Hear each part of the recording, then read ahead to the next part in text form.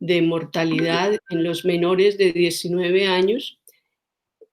Su causa en sí no se conoce mucho, pero sí se tienen identificados muchos de los riesgos. Y a la vez, un problema importante se relaciona con la supervivencia, que tristemente en nuestro país, por muchísimas razones seguramente, es menor, así en los 5 años es en porcentajes menores que en el resto del mundo. Estas razones y la preocupación por la niñez nos han llevado a traer invitados de las calidades y de la experiencia del doctor Ángel Castro Daher, exalumno de nuestra universidad en el programa de oncohematología, quien hoy ejerce exitosamente y figura entre las personas que ha hecho grandes aportes como creaciones de nuevas unidades de atención para cáncer en niño en una región que antes no contaba con ello, como la costa Caribe. Es un placer, Ángel, tenerlo aquí, verlo de nuevo aún a través de estos medios. Este auditorio es suyo, estamos dispuestos a escuchar su conferencia. Muchas gracias, doctora, por esas palabras. Buenos días a todos. Antes que nada, agradecerle a la doctora Farías por la invitación. Efectivamente, hacía un rato largo no nos veíamos y agradecerle por tan bonitas palabras y también agradecer por todo lo que hizo conmigo en la residencia de pediatría, donde fue mi mentora durante toda la residencia. Muchísimas gracias, doctora Farías, de verdad. Voy a presentarles,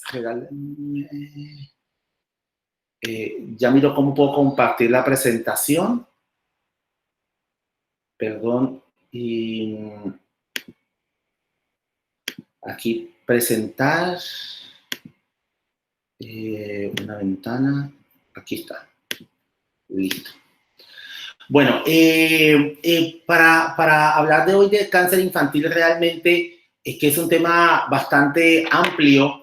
Quiero enfocarme en cuándo sospechar cáncer en los niños. Yo siempre digo que cuando uno habla de cáncer en los niños, suena un poco como un contrasentido, porque estamos habituados en pensar que el cáncer es una enfermedad asociada al envejecimiento y a los adultos, y desde el punto de vista biológico no nos encaja mucho que un niño pueda tener cáncer, pero además desde el punto de vista emocional, digamos, históricamente hemos visualizado el cáncer como una enfermedad terminal o mortal, y entonces cuando decimos que un niño tiene cáncer, la mayoría de las personas sienten mucho pesar por ese niño, porque la concepción que tenemos es que es una enfermedad que va a terminar con su vida. Entonces, la intención de la charla hoy es pensar cuándo un niño puede tener cáncer y mirar qué podemos hacer por esos niños para poderlos ayudar. Como la doctora Farías les mencionó, esta pregunta de si existe el cáncer en los niños, la respuesta es contundente y es sí. Y es sí porque es la segunda causa de muerte en menores de 15 años en todo el mundo.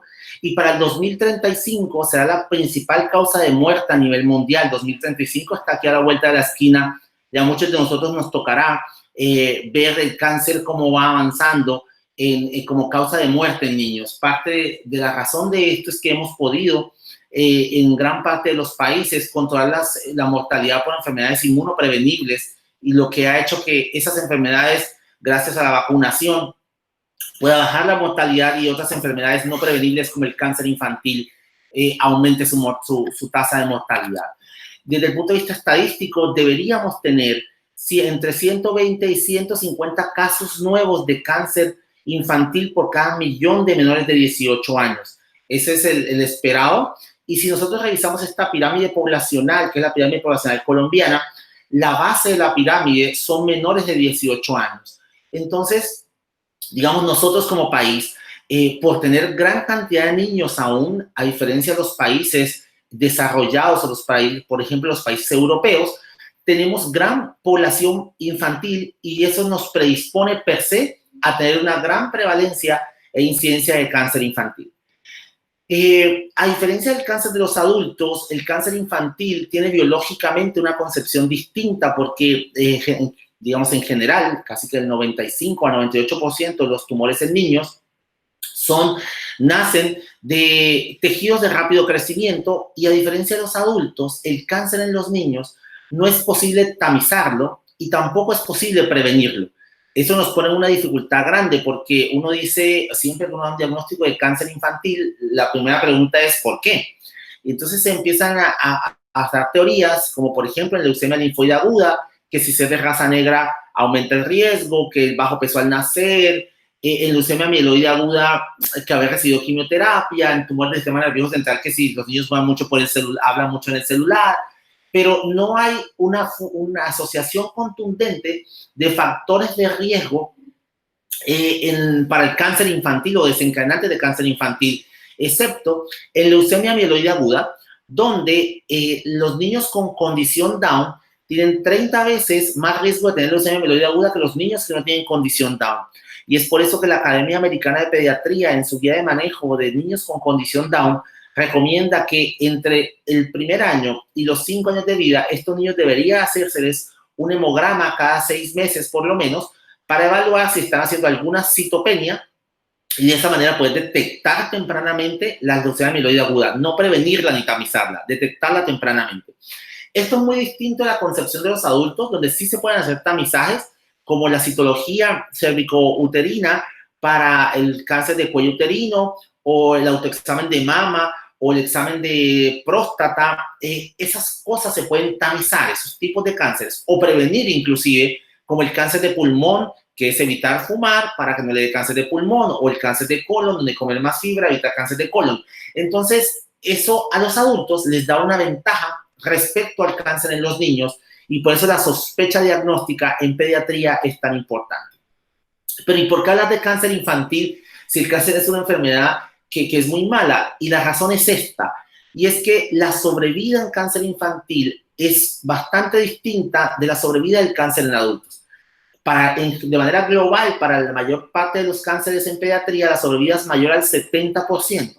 Y en leucemia linfoide aguda, que es el tipo de cáncer más frecuente en pediatría, la sobrevida ronda cercana al 85%. De hecho, hay algunas series, sobre todo de los alemanes y de los suecos, donde reportan sobrevidas cercanas al 90 y 92%. Esto cambia la concepción.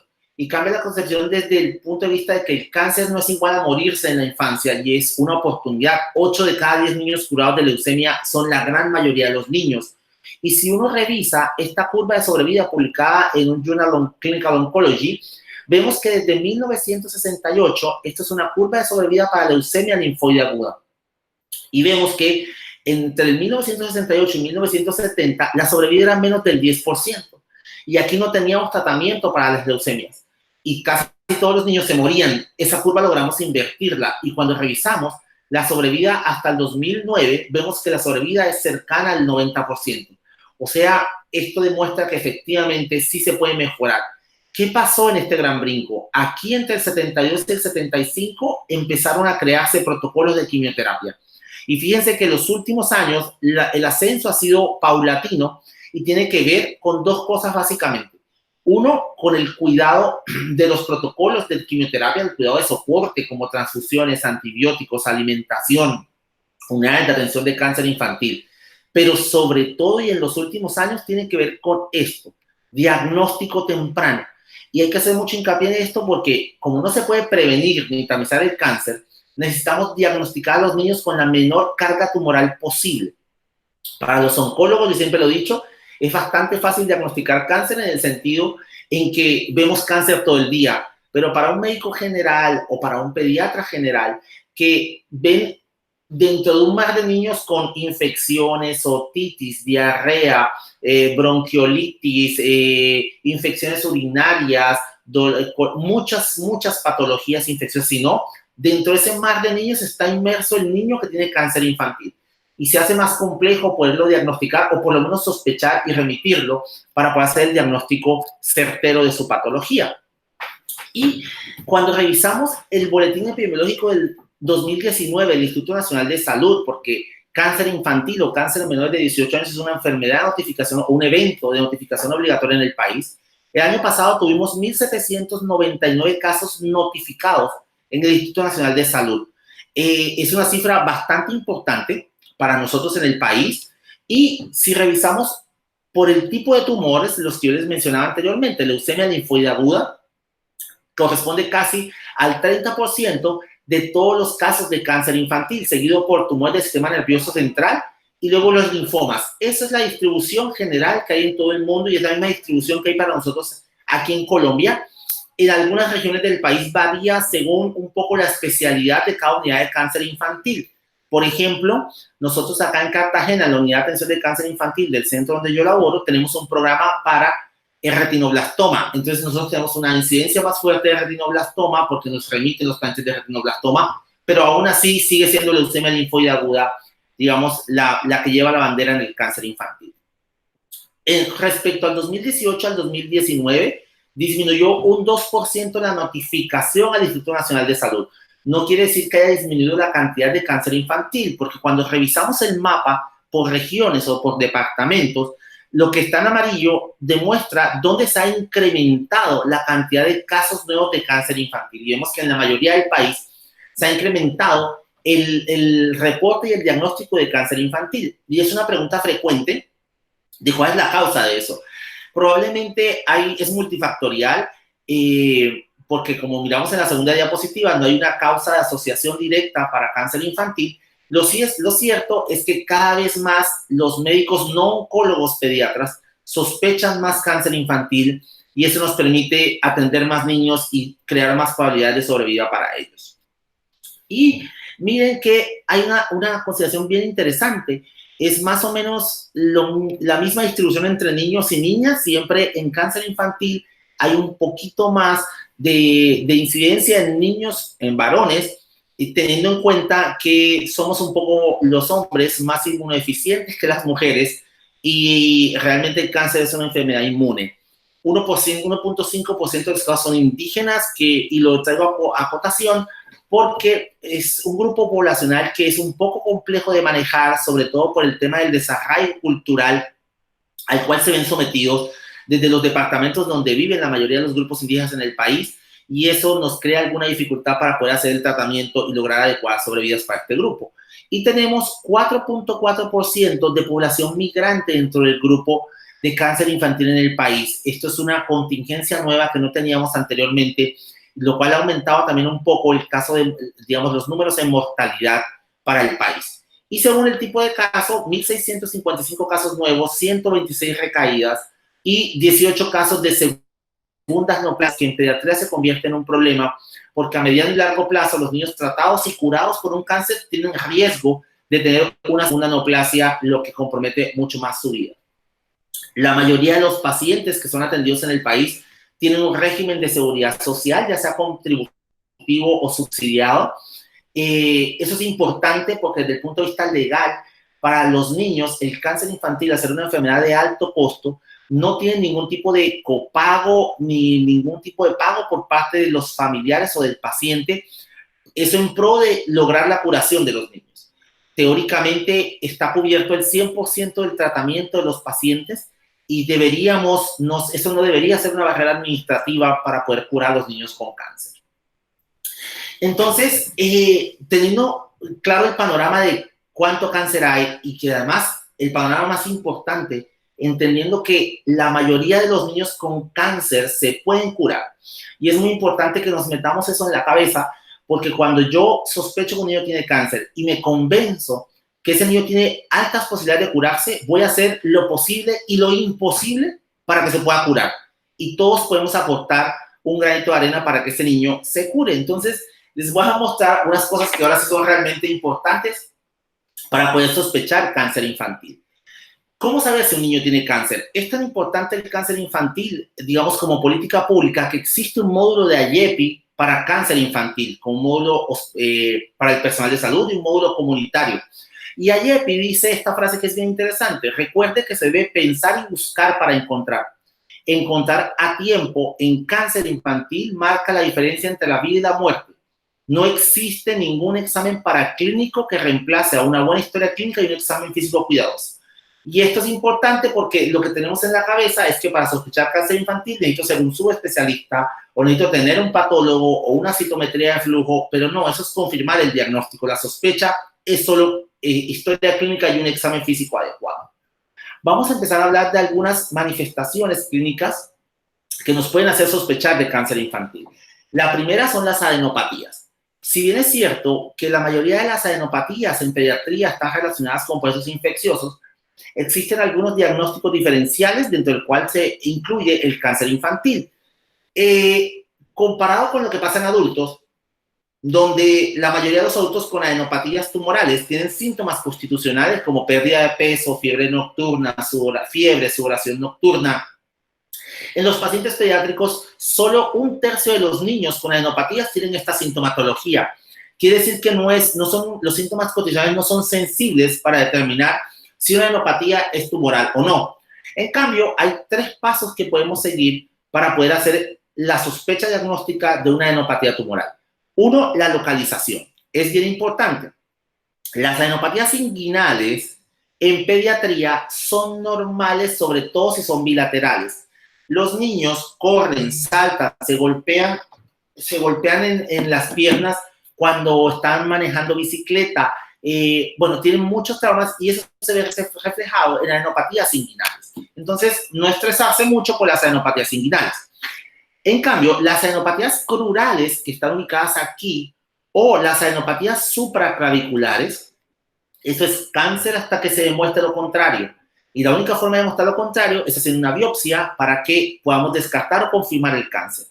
Mucho cuidado con las adenopatías supraclaviculares, son las más importantes, porque para nosotros en pediatría, una adenopatía supraclavicular es el reflejo de una masa mediastinal como un linfoma o un tumor germinal o un neuroblastoma si es un niño más pequeño, que son tumores de muy rápido crecimiento y pueden rápidamente complicar al niño con un síndrome de vena cava superior o con un síndrome mediastinal superior. Entonces, adenopatías supraclaviculares es una urgencia en oncología pediátrica. Primera pregunta, localización. Segunda pregunta, tiempo de evolución. Las adenopatías infecciosas, como las adenitis cervicales, deben resolverse en 2 semanas, con o sin tratamiento antibiótico. Si una adenopatía persiste con crecimiento progresivo más de 4 semanas, es sugestiva de ser tumoral. Entonces, 1, localización, 2, tiempo de evolución. Y 3, el tamaño. Adenopatías mayores a 2.5 centímetros en cualquier parte del cuerpo o más de 3 centímetros en el abdomen por una ecografía abdominal son sugestivas de ser tumorales. Entonces, con esos 3 pasos podemos sospechar si una adenopatía es sugestiva de ser tumoral o no. Tiempo, localización, tiempo de evolución y tamaño. Otros signos de malignidad para las adenopatías son que sean unilaterales, sobre todo si son cervicales. De manera general, los niños cuando tienen infecciones respiratorias altas, agudas, como amigdalitis, es bilateral, entonces las adenopatías que presentan son bilaterales. Que la adenopatía no duela es un signo de malignidad, que no tenga ningún signo de inflamación como calor, rubor, también es un signo de malignidad. Que sea dura o de consistencia pétrea es un signo de malignidad. Y este es bien importante, que esté adherida a planos profundos. En el examen clínico de las adenopatías, deberíamos acostumbrarnos a tratar de tomar la adenopatía con estos 2 dedos y moverla debajo de la piel. Si vemos que baila fácilmente debajo de la piel la adenopatía, decimos que no está adherida a planos profundos y nos da un parte de tranquilidad en cuanto a la sugestión de malignidad. Y vuelvo y repito, adenopatías supraclaviculares o adenopatías crurales es cáncer hasta que se demuestre lo contrario en pediatría y es bien importante que eso lo tengamos en cuenta. Otro signo importante que nos hacen sospechar cáncer infantil es la palidez y las equimosis. ¿Por qué?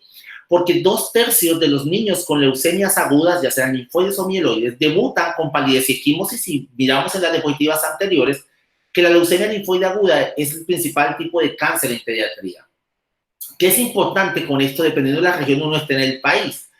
Respecto a la palidez, depende del tipo de palidez. Nosotros, por ejemplo, en Cartagena tenemos una altísima prevalencia de anemia de células falciformes. Son niños que están pálidos todo el tiempo, entonces no podemos decir que todos los niños pálidos con falciformia tienen sospecha de leucemia, porque es diferente el tipo de palidez. Las leucemias son enfermedades agudas, no crónicas como las de los adultos, son leucemias agudas. Quiere decir que las mamás son enfáticas o los papás son enfáticos en decir, es que mi hijo está pálido hace una semana, no está pálido de toda la vida. ¿Listo? Entonces, ojo en el interrogatorio para no confundirnos. Y respecto a las equimosis en la cara anterior de la pierna de los niños son normales porque es un sitio de alto contacto donde además no hay mucho tejido celular subcutáneo ni hay músculos que puedan amortiguar el trauma sobre el hueso, sobre la tibia. Pero las equimosis en la cara interna de los muslos, en el abdomen, en la espalda o en el tórax no son normales en pediatría y nos tienen que hacer sospechar que hay algo detrás que tenemos que buscar. Entonces, el tipo de palidez y la localización de las equimosis nos ayudaría mucho para sospechar una leucemia aguda. Otro signo importante respecto a los tumores cerebrales, que vimos que es la segunda causa de cáncer, el cáncer infantil en el país, es la cefalea. Y con la cefalea tenemos algún tipo de inconveniente porque en general los médicos pasamos la cefalea muy por alto y no hacemos mucha semiología de la cefalea. Casi siempre le echamos la culpa a que el niño no ve bien o que está muy pegado a la pantalla. Entonces, debemos hacer semiología de la cefalea. Uno es localización. ¿Dónde le duele al niño? La mayoría de los tumores cerebrales en pediatría son en fosa posterior. Meduloblastomas, ependimomas, astrocitoma de bajo grado. Entonces, las cefaleas localizadas en la región posterior son diferentes, por ejemplo, de la cefalea migrañosa, que generalmente es frontal. Entonces, ahí debemos preguntarle al niño, sobre todo si es grande, ¿dónde le duele?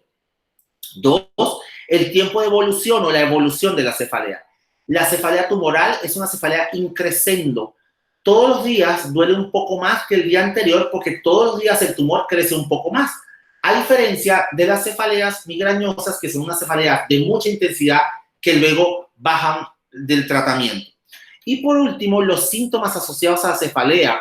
Es bastante fácil, digo yo siempre, cuando los niños tienen triada hipertensión cerebral o hipertensión intracraniana, cuando con el famoso vómito en proyectil. Cuando nosotros diagnosticamos un tumor cerebral por un vómito en proyectil, ese tumor ya está bastante avanzado, bastante grande. Y digamos, se nos ha pasado un tiempo importante para el diagnóstico del niño. Entonces, es importante diagnosticarlo más temprano. ¿Cuál es un síntoma temprano? La alteración de la marcha. Como son tumores en fosa posterior, los niños tienen alteración temprana de la marcha asociada a la cefalea. ¿Cómo podemos diagnosticarla? A diferencia de los adultos también, los niños lo último que hacen es ampliar el polígono de sustentación. Lo primero que los niños pierden cuando tienen un tumor en fosa posterior es la propiocepción, la capacidad de saber cuál es el contorno de su cuerpo. Y las mamás son enfáticas en decir, es que el niño se ha vuelto torpe, doctor. Se tropieza con los bordes de las puertas o se le empiezan a, no mide la distancia para agarrar el vaso y se le cae el vaso cuando está comiendo. Esos pequeños detalles en el interrogatorio son bien importantes. Y lo otro es el despertar nocturno. El cefalea que despierta a un niño en la noche es un tumor hasta que se demuestre lo contrario. Y la única forma de mostrar lo contrario es una neuroimagen, porque cuando el niño se horizontaliza, se redistribuye el flujo sanguíneo, se aumenta la presión intracerebral, y si yo tengo una masa, eso va a hacer que la cefalea me despierte como un signo de protección cerebral para no tener que herniarme. Entonces, ojo con los despertares nocturnos por cefalea. ¿Listo?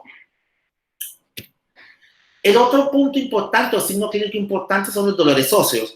Y la razón por la que es importante es porque los médicos también a veces nos acostumbramos a decir que todos los dolores óseos son dolores de crecimiento. Y yo siempre he dicho que crecer duele más en el alma que en el cuerpo y siempre tenemos que prestar atención a los dolores óseos a los niños. ¿Cuándo sospechar que un dolor óseo es sugestivo de malignidad? Uno, si el dolor es unilateral. En general los niños, sobre todo los escolares, que tienen mucha actividad física y tienen dolores óseos nocturnos, son bilaterales porque han corrido y jugado con las dos piernas. Un dolor óseo unilateral no está relacionado con la actividad física de manera general y toca tener bastante cuidado. Igual que con los cefaleas, si el dolor despierta al niño en la noche, es bien importante pensar que es un signo de malignidad. Y esto que sigue, a pesar de que parece una cosa un poco tonta, y es que si este dolor no mejora con analgesia, pero sobre todo, si no mejora con la caricia, es un dolor que realmente no es un dolor ni de crecimiento y muchas veces no es un dolor de actividad. Los que tenemos hijos Sabemos que cuando nos dicen que les duelen las piernas, si uno les soba las piernas y le tranquilizan, eso da un parte de valor predictivo negativo para dejar de pensar que es un dolor maligno, porque el dolor dado por un tumor óseo no mejora con la caricia, de hecho. Entonces, preguntar esas cosas a las mamás termina siendo importante. Y siempre, siempre, siempre, perdón, que tengamos un dolor óseo asociado a una masa en una extremidad, debemos pensar en cáncer. Nos pasa muchas veces que los dolores óseos o los tumores óseos se diagnostican tarde porque empiezan a darle analgésicos, desinflamatorios y por último, un par de meses después, los envían a oncología pediátrica para hacer el diagnóstico. ¿Cuál es la razón o la forma de diagnosticarlos? Los tumores óseos tienen una ventaja y es que el diagnóstico se puede hacer con una radiografía simple. No necesitamos una resonancia para el diagnóstico. Y podemos ver, por ejemplo, levantamientos de la cortical, lesiones en sacabocado, masas expansivas del hueso. ¿Por qué hago tanto hincapié en los tumores óseos? Porque el tumor óseo más frecuente de los niños, sobre todo en los adolescentes, es el osteosarcoma. Y el osteosarcoma es un tumor muy agresivo, que si se diagnostica de manera temprana y no ha hecho metástasis, la tasa de vida es cercana al 72%. Y podemos hacer algo más interesante. Nosotros los oncólogos colocamos quimioterapia y los ortopedistas oncólogos son capaces de hacer una cirugía de salvamento, perdón, donde hacen resección en este caso, por ejemplo, de fémur hasta tibia, sacando la articulación de la rodilla y colocar una prótesis inclusive flexible, expansiva, y el niño conserva su extremidad. Y eso es una bendición. Porque el niño se cura y queda con sus extremidades funcionales. A diferencia que si el niño hace metástasis, la probabilidad de amputación es muy alta y la probabilidad de sobrevida se baja al 30% aproximadamente. Y el tema de la metástasis es un tema de tiempo. Solo tiempo da metástasis. Eso quiere decir que un niño diagnosticado con metástasis pulmonares no diagnosticamos de manera tardía. Otra recomendación importante para todos los que ven niños en algún momento es el palpar el abdomen. Entonces, ¿por qué lo digo? Porque los niños van a consulta por un dolor de oído, por un rash o por una lesión en la piel y muchas veces nos dedicamos solo a revisar el motivo de consulta. ¿Y por qué es importante palpar el abdomen, sobre todo en los niños menores de 5 años? Porque las masas abdominales en pediatría, sobre todo una masa dependiente del riñón, como el tumor de Wilms, la mayoría de los diagnósticos son diagnósticos maternos. Y es muy triste porque llegan niños con grandes masas abdominales, uno le pregunta a la mamá que qué pasó, que porque nunca fue el control de crecimiento y desarrollo, y la mamá dice, mira, el doctor, yo sí fui, solo me pesaron, me tallaron, o nunca me revisaron el abdomen. Y la razón es porque el tumor de Wilms no duele en su crecimiento porque la cápsula de Gerota no está inervada, y al no estar inervada no duele, y el tumor crece y crece y crece, hasta que muchas veces ya a veces es muy difícil tratarlo de manera quirúrgica desde el principio. Entonces siempre palpar el abdomen buscando masas abdominales y o visceromegalias. Hepato y visceromegalia asociado a palidez, a fiebre persistente, a dolores óseos, nos tienen que hacer sospechar en leucemias agudas en pediatría. Cuando yo tengo una masa abdominal y el niño llega por dolor de abdomen agudo, yo tengo que pensar que el tumor se rompió y eso es muy grave para nosotros porque quiere decir que hay diseminación tumoral en el peritoneo o en la cavidad intraabdominal, lo que nos va a limitar la posibilidad de poder curar a ese paciente. Y otro tip importante de las masas abdominales es invaginación intestinal en mayores de 2 años. Yo siempre debo pensar en un linfoma de Burkitt.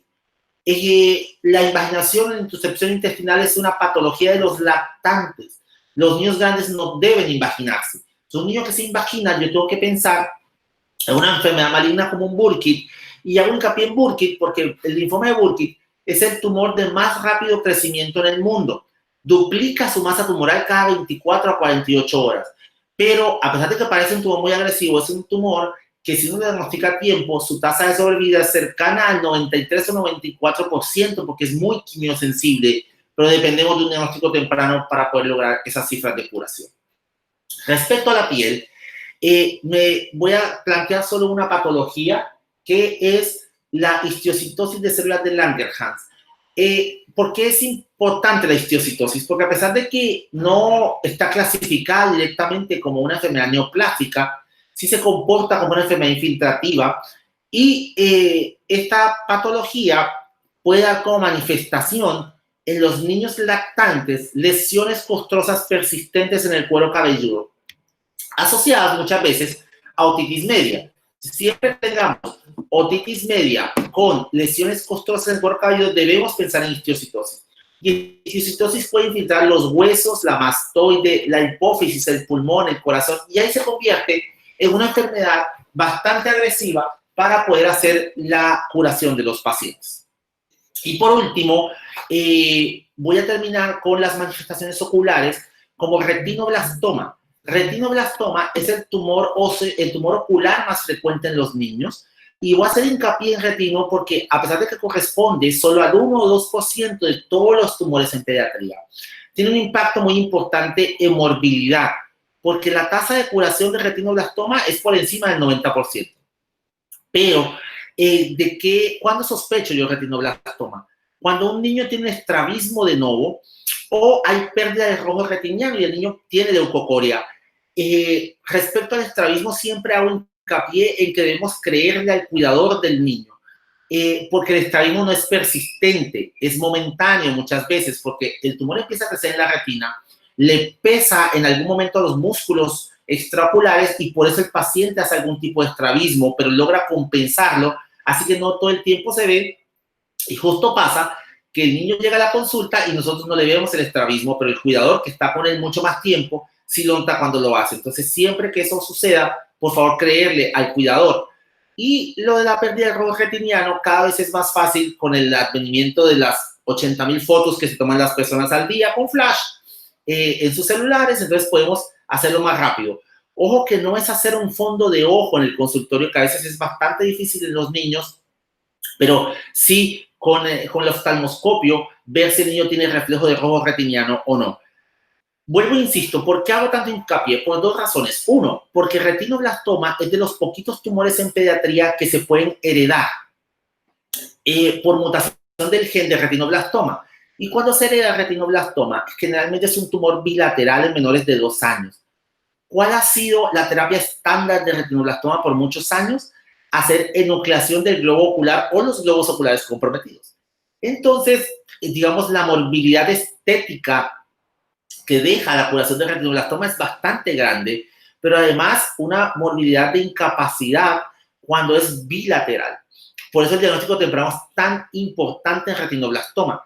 Y el retinoblastoma, habemos ya en el país 5 centros, incluyendo uno en Bogotá, que es el Instituto Nacional de Cancerología, Fundación Centro Médico Imbanaco en Cali, San Vicente de Paúl en Medellín, la Clínica Foscal en Bucaramanga y la Clínica Blas de Lezo, donde yo laboro aquí en Cartagena, que tenemos programas de retinoblastoma para uso de quimioterapia intraarterial.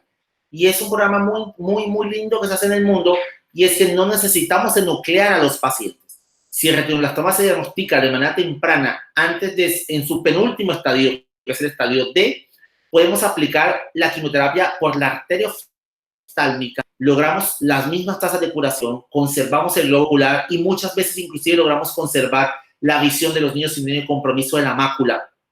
Entonces es bien importante el diagnóstico temprano en retinoblastoma. Y como le digo yo a mis residentes y estudiantes, ahora más o menos todo parece cáncer, entonces la idea no es que uno se asuste, pero sí, cuando lo sospeche, saber además qué hacer. La conducta más importante es esta: remitir a un centro de atención de cáncer infantil. No más. Si es un tumor óseo, no es remitirlo al ortopedista. Si es un tumor cerebral, no es remitirlo al neurocirujano. Es a un centro de atención integral de cáncer infantil. Eso dice la ley. Tenemos una ley de cáncer infantil, que es la ley 1388 del 2010, que dice que cualquier personal de salud puede remitir al paciente. No requiere valoración previa por pediatría, y esto es bien importante. Si un médico general, jefe de enfermería de PIP, logra detectar una sospecha de cáncer infantil, debe remitirlo de manera inmediata a un centro de atención de cáncer infantil bajo la ruta de atención de cáncer infantil que ya les voy a mostrar, que está escrita según el asegurador. Y lo otro es entender que el cáncer infantil es una urgencia médica. Entonces no requiere manejo por la consulta externa. Los pacientes deben remitirle por la urgencia, y al remitirse por la urgencia no dependemos de la disponibilidad de cama o no, sino que al ser una urgencia debemos manejarlos rápidamente para su atención y su diagnóstico temprano. Esta resolución, que es la resolución 418 del 2014, es la resolución que adoptó la ruta de atención para los niños y niñas con precisión diagnóstica de cáncer infantil o leucemia en Colombia. Y es bien interesante tenerla en cuenta porque lo que dice es que las EAPBs, que son los asegurados, los pacientes deben tener una ruta establecida. ¿A dónde se va su paciente? Cuando yo digo una EAPB, tengo una sospecha de cáncer infantil, la EAPB debe decir mi centro de cáncer infantil es tal IPS y allá debo enviarlo. Pero además dice que las IPS todas, de manera interna, también deben tener una ruta de atención de cáncer infantil. Y es por esto que debemos todos estar preparados y no esperar a cuando aparezca un caso de cáncer infantil, ver qué es lo que vamos a hacer, porque ya debemos estar preparados porque, como les dije, el cáncer infantil no avisa, no se puede prevenir y no se puede tamizar. Bueno, muchísimas gracias a todos por la atención. Quedo atento a cualquier duda o inquietud. Doctor Castro, muchísimas gracias por su excelente y didáctica presentación. Yo voy a pedir a nuestros asistentes que formulen sus preguntas a través del chat, por favor.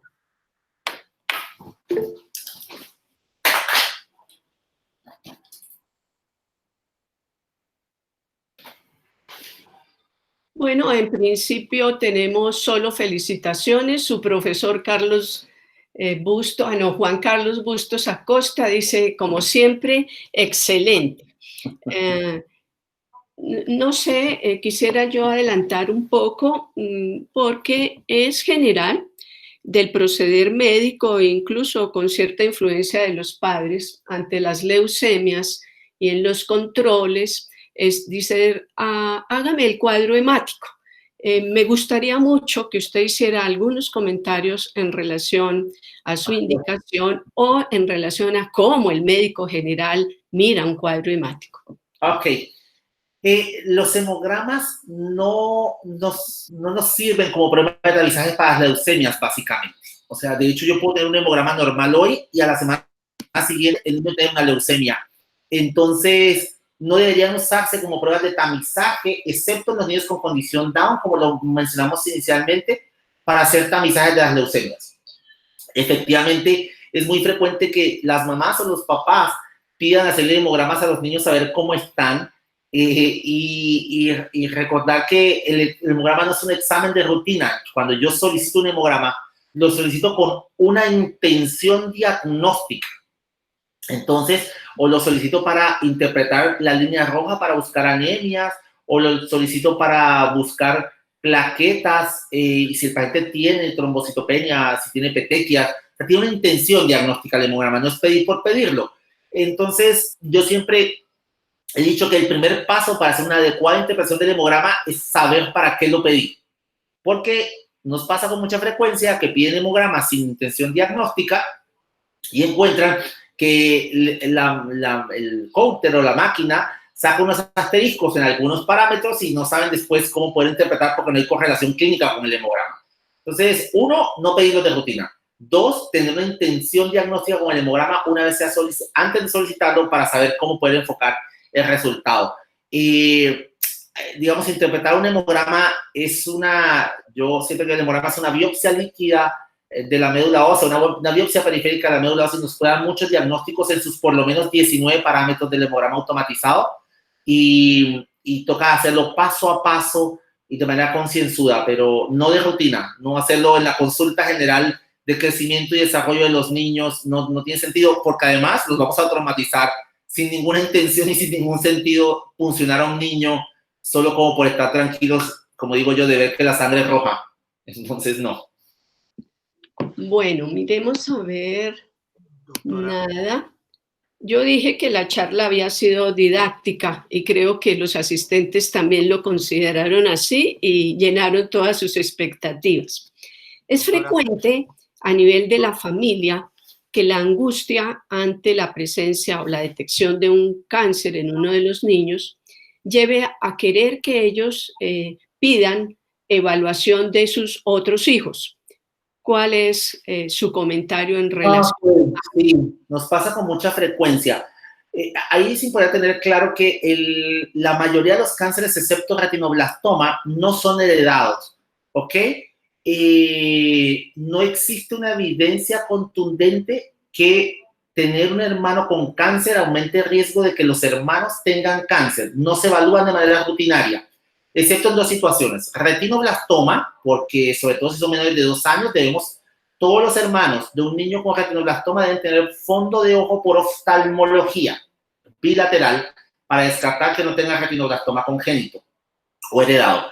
Y dos, cuando son hermanos gemelos univitelinos unicoriales, o sea, los gemelos idénticos, ¿listo? Que comparten el mismo material genético. Son como las dos únicas indicaciones de hacer una revisión, por lo menos clínica, de los pacientes, sin tener que hacer exámenes de laboratorio para poder descartar. Pues ya les dije que ningún examen de laboratorio descarta o confirma el cáncer infantil, pero sí una revisión clínica en esos dos únicos casos.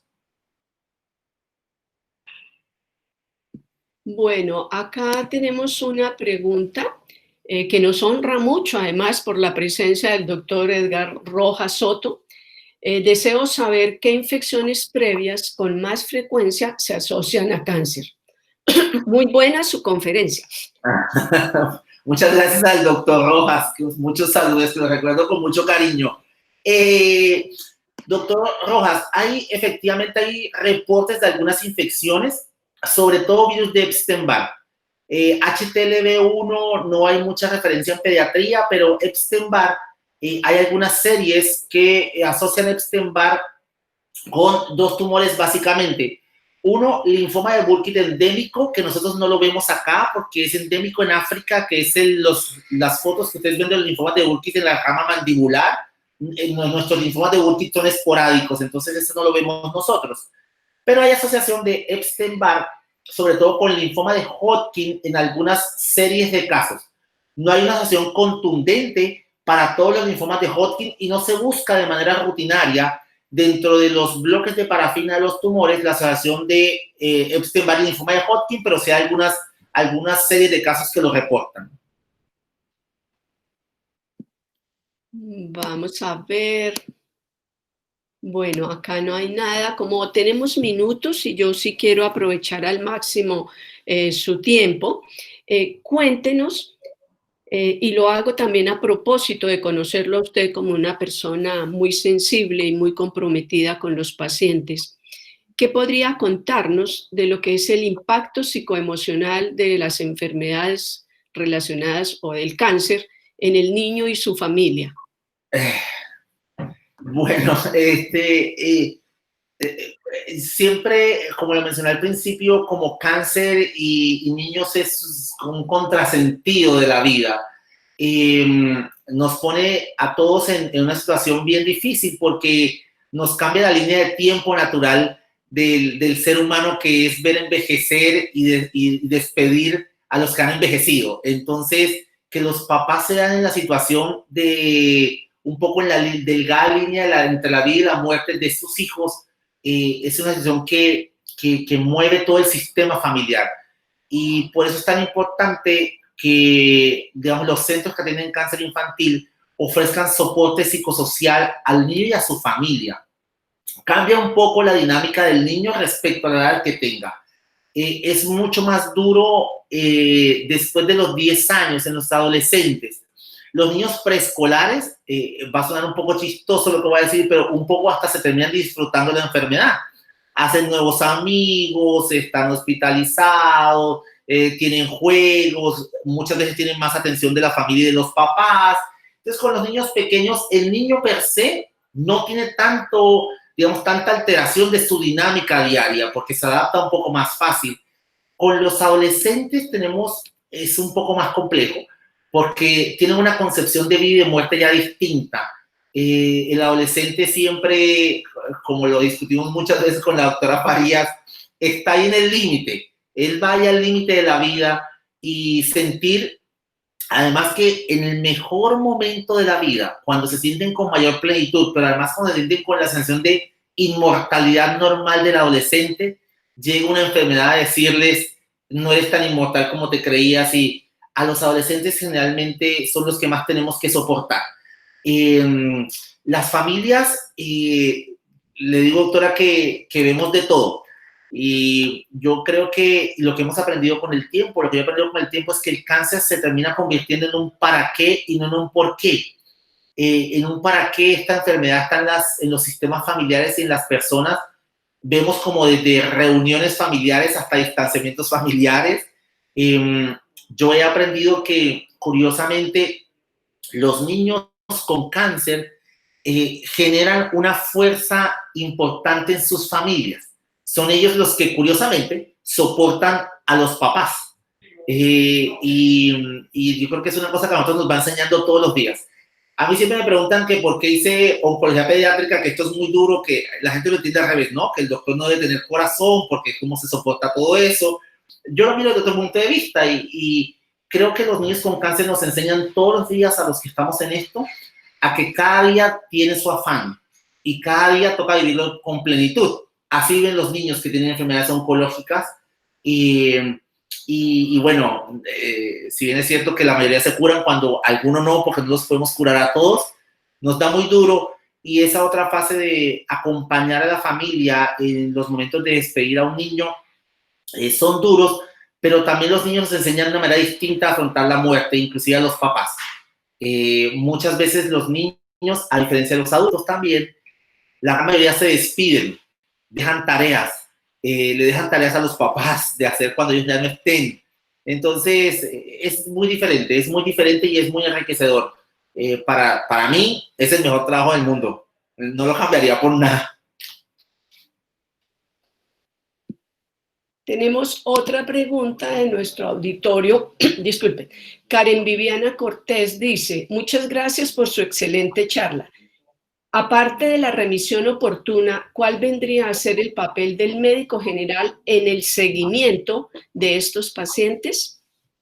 Ok, es importante, sobre todo cuando el niño se diagnostica con cáncer, casi que las unidades de oncología pediátrica lo atrapan durante todo su tratamiento. O sea, por ejemplo, la leucemia linfoide aguda son 2 años de tratamiento y el niño queda inmerso en esa unidad durante ese tiempo. Una vez el niño se cura, ya casi que lo liberamos y ahí es importante el seguimiento de los médicos no oncólogos, porque, por ejemplo, el pediatra o el médico general tienen que retomar, por ejemplo, todo el proceso de vacunación del niño. El niño tiene que reinsertarse de cierta manera a su vida escolar otra vez. El niño va a continuar en el control del crecimiento y desarrollo. El médico general y el pediatra en caso de nacimiento tienen que entender que toca buscar las secuelas o las consecuencias del tratamiento con quimioterapia o con radioterapia, que muchas veces tiene alteraciones del crecimiento, talla, pubertad retrasada. Y ahí es donde en ese seguimiento los médicos no oncólogos pediatras deben estar bien pendientes y acompañar al oncólogo, porque ese niño se va, pero llegan otros niños con cáncer, entonces el oncólogo está abocado en el mismo agudo y digamos, es más difícil hacer el seguimiento de los niños curados.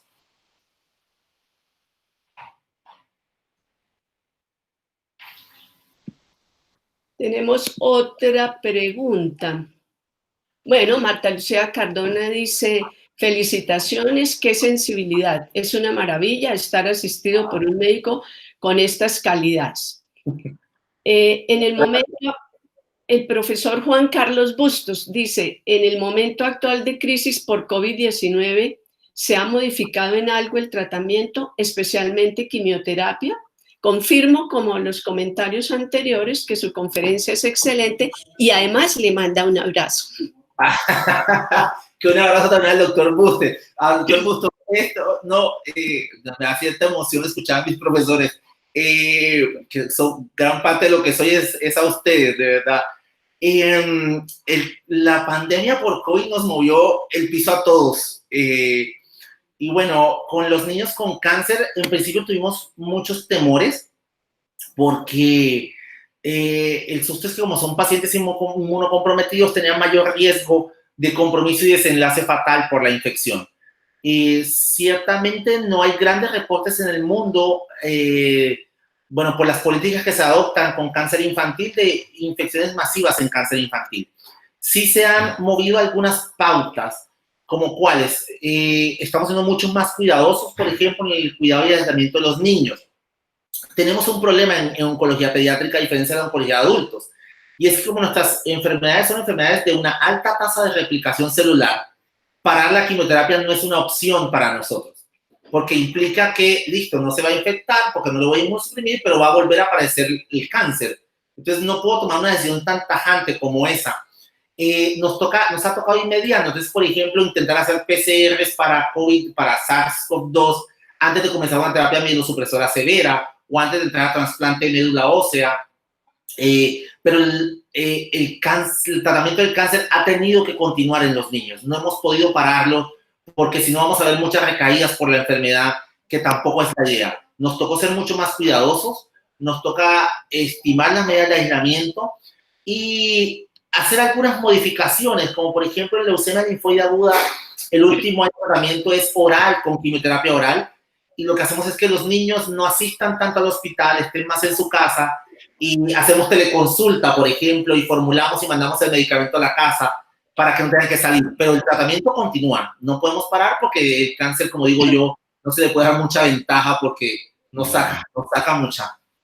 Bueno, Mariana Franco Rodríguez, ¿cuáles son los cánceres que se relacionan con mayor inmunosupresión?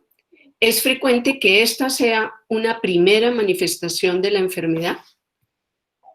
Sí, efectivamente, algunas inmunodeficiencias se manifiestan como cáncer infantil, sobre todo con leucemias o linfomas. De hecho, la enfermedad de Hodgkin se considera una enfermedad de inmunosupresión severa y por ejemplo, la inmunodeficiencia común variable, que es la inmunodeficiencia más frecuente en el mundo, o la inmunodeficiencia combinada severa, está relacionada con el desarrollo de leucemias. Desde el punto de vista biológico, el cáncer es una inmunodeficiencia. Es una inmunodeficiencia de las células citotóxicas naturales, como los linfocitos natural killers o los linfocitos T citotóxicos, que su tarea es matar a las células tumorales. Yo siempre lo digo de manera chistosa, y es que todos nosotros, todos los días, nos despertamos con una cantidad de células tumorales. Es normal que tengamos células tumorales en nuestro cuerpo, porque la replicación celular tiene defectos. Replicar el ADN todo el tiempo comete errores. Y al cometer errores, si yo sobrepaso mis mecanismos de contención de errores, básicamente que están dados por el mecanismo del P53, esa célula se vuelve tumoral. Al volverse tumoral, yo tengo otro mecanismo de contención, que básicamente son las natural killers, que reconocen una célula tumoral a través de su no expresión del HLA y la deben matar inmediatamente. Cuando yo sobrepaso la capacidad de lisis de las natural killers es cuando se expresa clínicamente un tumor. Entonces, si mis natural killers son inmunodeficientes, pues yo voy a tener un cáncer. Entonces, biológicamente el cáncer sí es una inmunodeficiencia relativa por las células citotóxicas naturales y está relacionada con las inmunodeficiencias todas. Bueno, de esta manera hemos llegado al final de la excelente presentación del doctor Ángel Castro.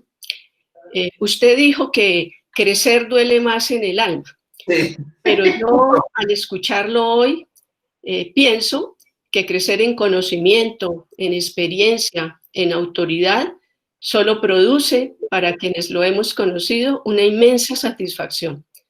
Un abrazo de agradecimiento profundo y ya sabemos que en próximas semanas volveremos a contar con usted en este escenario.